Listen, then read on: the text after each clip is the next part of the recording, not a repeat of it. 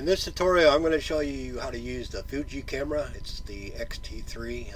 Other versions may work for it. And we're going to use the bracketing settings with the X-T3 camera with a software called Helicon Focus 7. This is for photo stacking. I'm going to give you a brief overview through this whole thing right here. It's not important this time to pay really good attention and thinking hey, you're going to forget something. I'm going to have a link where you can reread this so you can fall back on this. So basically what this is for is it stacks a bunch of images. The camera produces a bunch of images, and the Helicon Focus stitches them together to make them a nice, sharp, clean image. Okay. As you notice, like if you was to take a picture of a train, normally the front of the train would be in focus and the back by the caboose would be out of focus. With this photo stacking, this will allow to have everything in focus. Where it really shines at is like on macros. If you do macro photography, it really shines here. I'm doing product photography, and it also works on that way too. So it works on all kinds of stuff, but it really shines on some of the smaller stuff. So like I said, don't really have to pay attention. I'm just going to go over this, and you can just take from whatever you hear, and if you don't understand, just fall back later and read it. Don't need to pause the video. This guy here, he kind of gives you an idea how the bracketing works. He does not do the photo stacking. This will give you a general idea. You can watch this. So basically what I'm saying is, just go ahead and watch this video, and if you don't understand it, then you can go fall back and read all this stuff here. But I'm going to go over this and give you a reason why I chose some of the stuff and what I used, okay? Because if you don't have the same stuff or the same lens, or things could get a little different. What's good about this tutorial is that this thing can be very difficult to use if you don't know what you're doing. That's probably why you don't see a lot of videos. I don't actually see hardly any videos working both of these, because it's a pain in the butt, and it's really actually not that bad at all. Actually, it's pretty simple. So all it takes is maybe twice to watch the video. Alright, so basically you will need a software for the photo stacking, Helicon 7 right here, and then you can go to that link there. Okay. Sorry, I'm a little sick. This is going to be for inside, okay? Since it's getting winter time, a lot of people are not going to be able to get out and do a lot of photographies. And where I live at, there's a lot of construction going on, a lot of dust, and I've been having to stay in because I'm sick, and I like doing stuff inside anyway, and without proper lighting, it's just not going to work at all for you. So basically what I'm saying is, if you can Google search this and use this light here, I'm not promoting the light, but it's one heck of a good light, and I'm using it, and there's a reason why I use it, okay, and I'll explain later. I'm also using the Viltrox 23/1.4 lens, just in case you wanted to know. And also, there are going to be links here that you can click, and if you don't know what I'm saying, it'll take you to that link and describe of the settings, okay?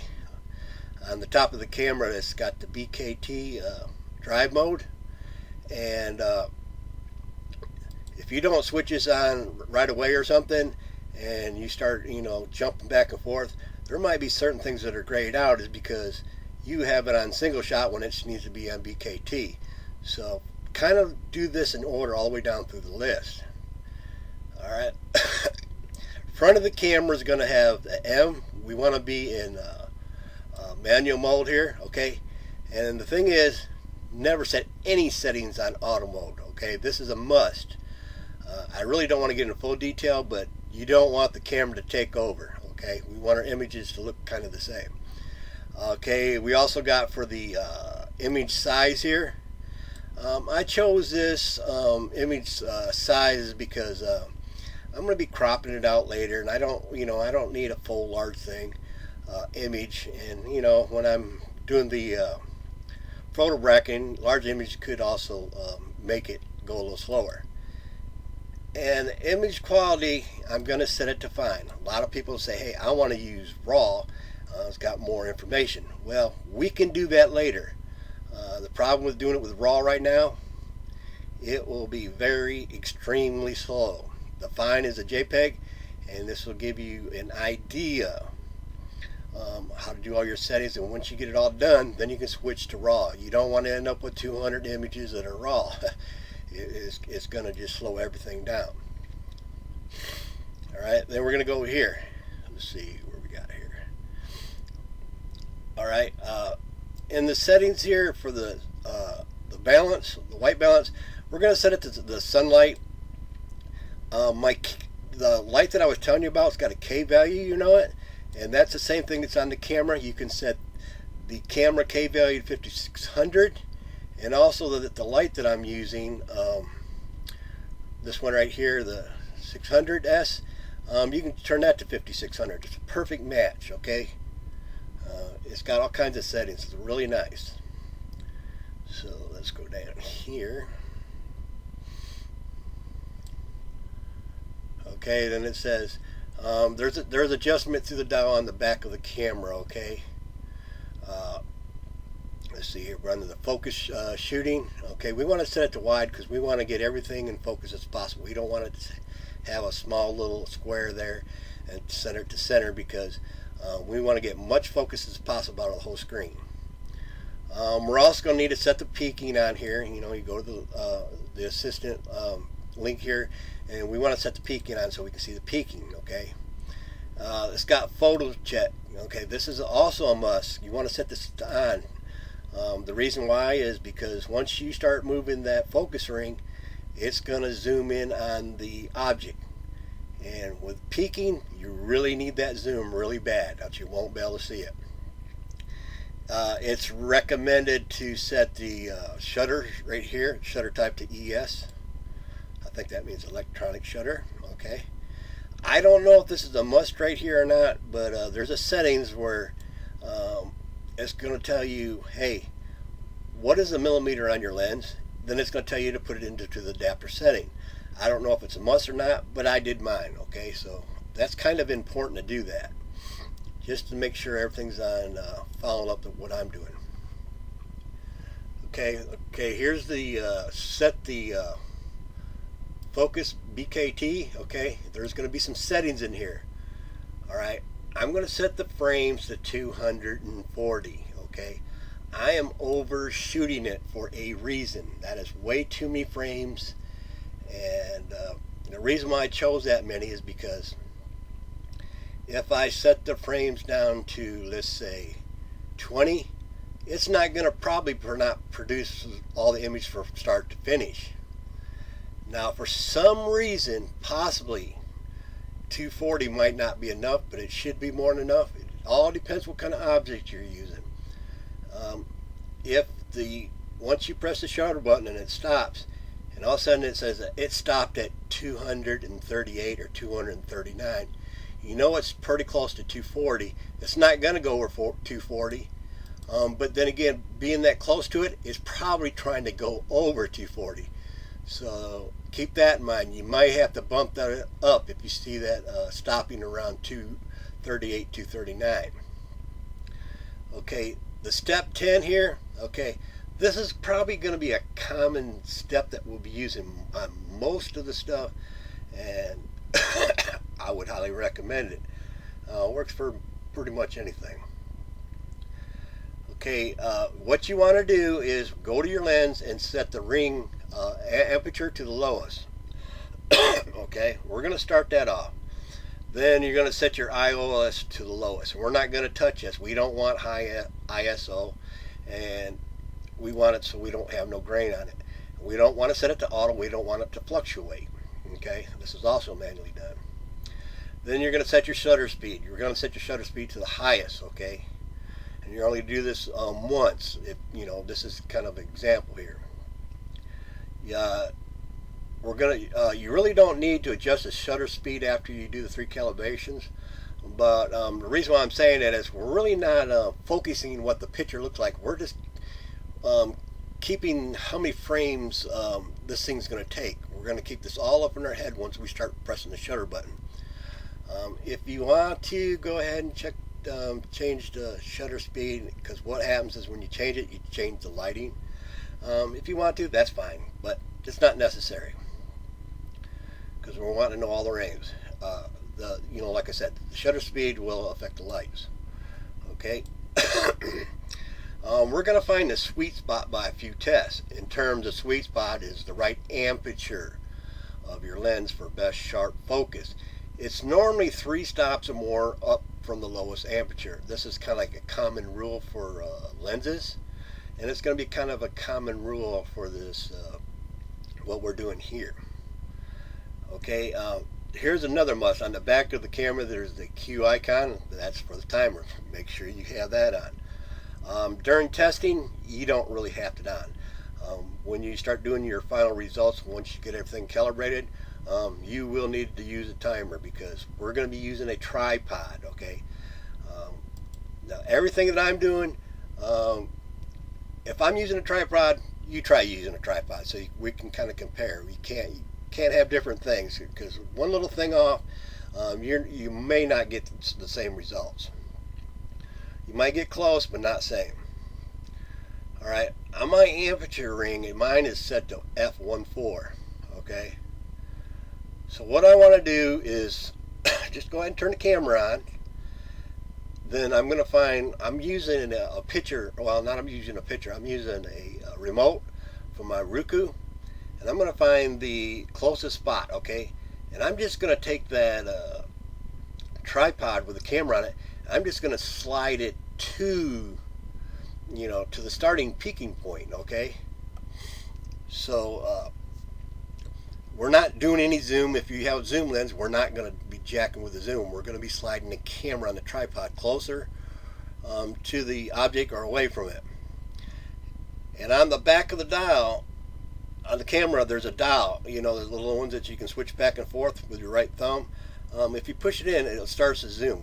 Definitely need a lot of zoom going on here so we can see what's going on. It also shows the peaking. Okay, what we're going to do is move the tripod, from the, all the way up to the object. Then we're going to say, hey, there's the peaking, the bottom of the Roku control. All right. What I want to do is when I get that far, I want to slide the camera back a little bit further and get the peaking out of focus, because we want the we want the first and last image out of focus. Another thing is, before the Roku, I have it setting on a piece of plastic, and I might want to get a little bit of the mirror shine off the reflection off the plate that I got it on, and get that into focus. So keep that in mind. That's kind of fluctuates there. And I basically, you don't have to read what I'm reading here, but you can go over it with me here a little bit. So let's see what we got here. Okay, once we let's see here, if everything is in focus, you need to move the focus ring to the furthest, that means the farthest, the top of the Roku. The reason why is you're going to follow this peaking all the way to the top and make sure it reaches the top and past it, because if it don't, that means, hey, something is wrong. I'm going to have to do some adjustments, because it's not going to render out from the bottom to the top, because the peaking just quit, or it doesn't work anymore. It means it's out of focus. So keep that in mind. So the important thing is, once you go all the way to the top, you need to bring it all the way back down to the bottom again. That's for your starting point. Moving it to the top and bottom just to see the focus area. Basically, that's how that works. And here it says the first shot must be out of focus and the last shot must be out of focus. Make sure we're getting all images from start to end. Okay, this is going to be ideal for Helicon Focus 7, and I'm going to show you that here in just a minute. And the reason why I can't show you all this as I'm doing it is because I'm not set up to show a video on my camera as I'm doing it, because I don't have that setting, so I'm had to type all this up for you. Alright, we're going to set the aperture to the lowest, mine is 1.4, okay? Then we're going to go ahead and press the shutter button to take a photo. Alright, now since we got all these settings up here already, right here, we're gonna go ahead and follow through around here. Alright, so with all them settings, we're gonna, set mine to the lowest and press the shutter button to take a photo. Okay, it's gonna take a bunch of photos actually. Alright, because we're in BKT mode. And also all we're doing right now is keeping an eye on the back of the camera. It's going to spit out and tell me how many images at f4 this thing's going to do till it stops. Okay, so it's going to vary when you change the f-stop. So keep an eye and remember when it stops at f1.4. This is going to give you an idea. Now, after it's done, you're going to need to take a snapshot. You're going to need to switch back into single shot mode. Take a snapshot, then switch back to BKT. The first video up here, this guy will tell you how to do that. Okay, sorry for jumping back up and down. So basically, this will let you know where the start and end is by seeing that snapshot image of your hand. Okay. So we're going to process through and do this kind of like in steps. Basically doing the same thing over and over. We're going to do it first with f1.4. Now if I times that by 2, f1.4, it's going to give me 2.8. So then on my next test, I'm going to move the aperture ring to 2.8 and repeat myself again. We're going to times that by 2, and then that's going to leave me f5.6. It might sound a little difficult, but it's fairly simple. So this gives me, and I'm doing this over again. So basically what I'm doing is I'm moving the aperture ring 3 times and getting 3 calibrations. Okay. Let's see. Keep an eye on how many picture frames before it stops. It's kind of repeating myself over here. Okay, we got that far done. Okay, sorry for being long-winded, but you got to understand this. Now you did 3 sets of test shots, okay? We did them all at 10, steps 10, and we all did them at 240 frames. But on all 3 shots were tested under different apertures. Remember, like I said, 1.4, 2.8, 5.6. When you change the aperture, you're actually, the f-stop, it changes how many frames it gives you. Okay, I noticed that 5.6, I'm getting 30 frames. Okay, the lower one, I'm getting extremely lot. It's just too many, and I just don't want that many. It's not necessary. Okay, now you can go ahead and test that out and put on your computer and run it through Helicon Focus, and I'll show you, and just to see what I'm talking about. Well, I'm going to get to that in just a second. Now you can actually do the same thing over again, but this time instead of step 10, we can put the steps in half of 10, which would make it 5 steps. Well, if you do that, guess what's going to happen? If you take the steps and move them in half by 5, and actually, which would make half, it will actually double your frame. So you got to keep that in mind. And there's a reason why you might want to have 5 steps, and the reason you might want to have 10 steps. I'll get to that in a minute. Alright, here's why you kind of want to calibrate it. Too many frames will eat up the battery, and I mean, I'm talking quick. Alright, if you want to resell the camera, I don't know if these count as clicks, but that's not a good idea to put that many clicks. I mean, you can go through a lot of clicks on here. I think about 30 frames should do it. You can go under, and actually I've seen a couple good shots where on the Helicon Focus website, it could just take a couple, it varies. So don't just take my word for it. Alright, these settings you're using may use a lot, so we're going to need to set up some kind of shortcut through maybe my menu or some function buttons, because we need to access these a lot, so we're going to do a lot of switching back and forth. Okay, here's the things that will bite you in and they will get you sooner or later, trust me. And they've got me plenty of times and very frustrated. When things go good and you think you're done, wrong answer. So let me tell you about this one. When you go into single shoot mode, and you're taking a picture of your hand so you know where the stop and starts of the images go, and then you think you're switching and then you think you're taking a picture of doing bracketing. Well, you end up taking two pictures of your hand. Okay, you forgot to switch it back to bracketing. So if you got two pictures of your hands, go into delete and delete one of the images. Okay, make sure you switch back to BKT, or it's just gonna not work. Another thing to get you, okay, this timer, okay, this light has kind of got some flimsy metal on it, kind of bounced a little bit, and I live in an RV trailer. Maybe in the house you could set it the timer to 2. For this thing to settle down, I had to set mine to 10 each time. Okay, so keep that in mind. That turning on and off the camera will definitely, if it's not set right, well, just shut the timer off when you start it up and you start calibrating. Boom, you press the button, it's shaking all over the place because you didn't have a timer. Another thing is you notice I do 3 types of settings. Too many testing. Let's say I want to do a bunch of testing. You're just going to get a headache and forget what you do when you put it on the computer and say, what was them settings? What was them settings? So keep it simple with 3 calibrations per test. Overdoing it will, you will, doing it, you will forget which settings you used. Kind of basically what I said. Another thing is, will bite you. When you test, sometimes you'll have a lot of images on your SD card.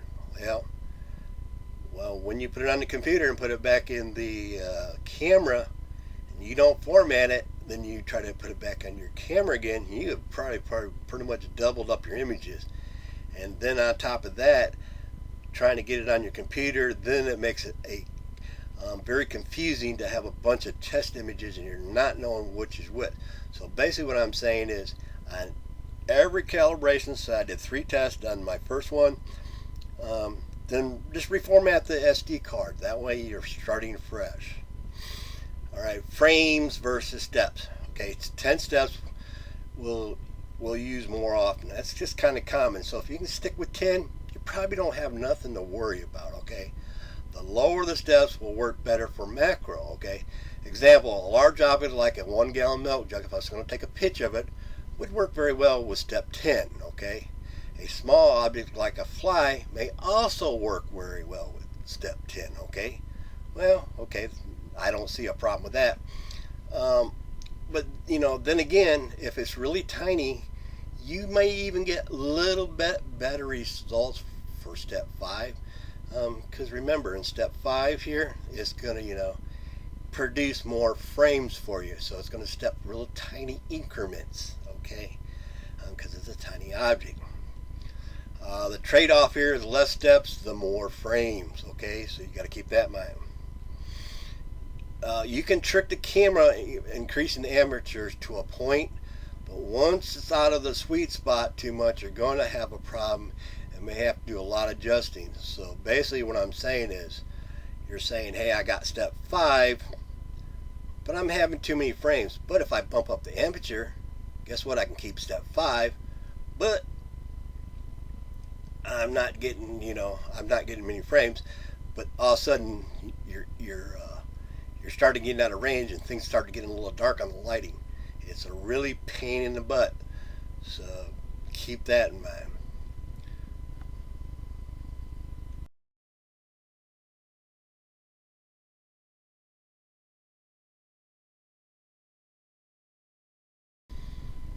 All right, I had put the files on my desktop from the SD card from the camera right here, and they're listed in here. Okay, you can right click. Now these are JPEGs. Okay, we can right click and enlarge these a little bit if you're hard to see in them. Like right click, view by large icon, and you can kind of see. Now I also, in the video, I did do some adjustments on the shutter speed, which adjusted some of the lighting, just so you could see in here. It's not a necessity, so we're just calibrating this. Okay, This is quite large for me, so I'm just gonna view by medium, and just hoping that you would go full screen on the video so you could see a lot better. Okay, here's a picture of my hands here, as you can see. Now what I usually do, because I'm going to put these in folders, and it's a pain to sit here, especially if you got a couple things going on, to right click and rename a folder. I got a set of blank folders that I use, and all I do each time I do these settings, I have them made up here. They're empty. Okay, I click them like this, and then I copy them. Okay, and I'll bring them over here, and then I'll just right click and paste. Now normally these will come in, I'm Windows 10, they come in order, okay, so they're not like scattered out, you know. So basically the F4, which would be the first ones that I took, you notice I put 1, then the F stop, because if you leave 1, then the number 2, the number 3, it also puts these folders in order. So what I'm going to do is click this first one that I took at F1.4 and go to my hand here. Okay, I don't want the hand of one before it. I'm going to shift click this one here. Okay, we're going to leave the hand. Now when I did F1.4, these are all the images that it took that time. Okay, the hand lets me know when I start and stop. So once I do this, I can drag it to the F1.4 folder, and if you just hover over here, it can tell you how many images you took for that one. Okay, now you're also supposed to keep in mind when you're clicking the shutter button how many it's also taking, so keep that in mind, and just let it go in there.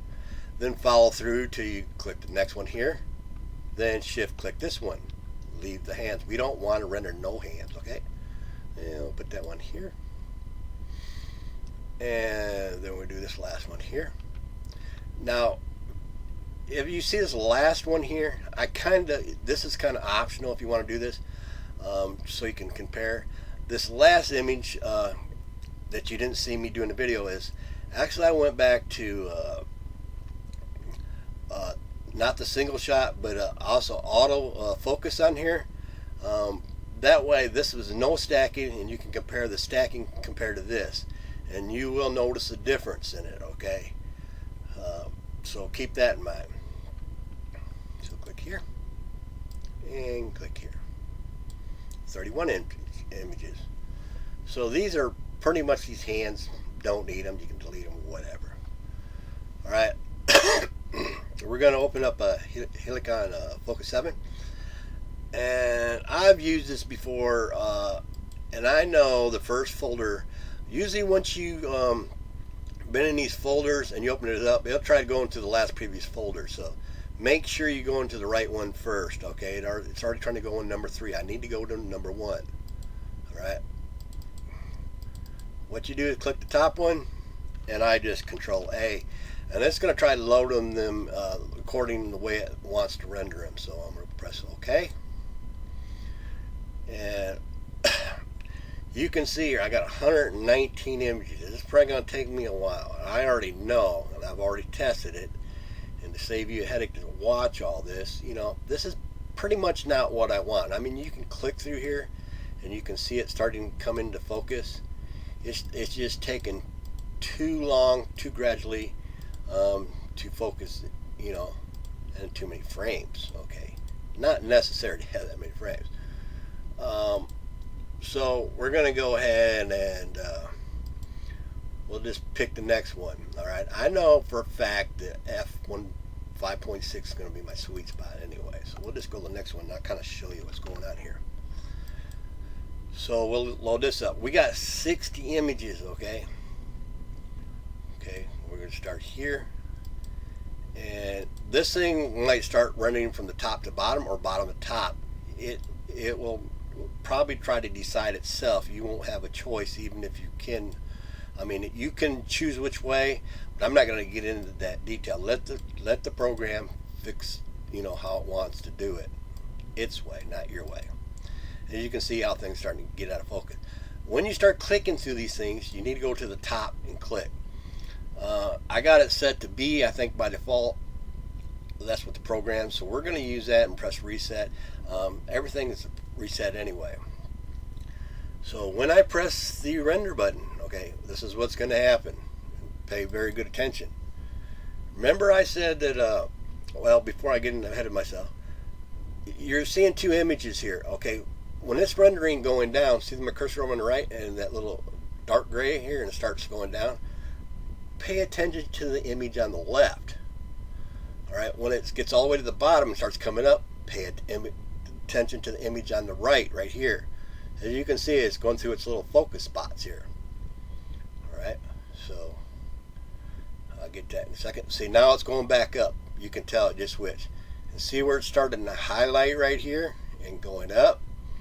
That's what's getting rendered, and it's slowly, gradually going up.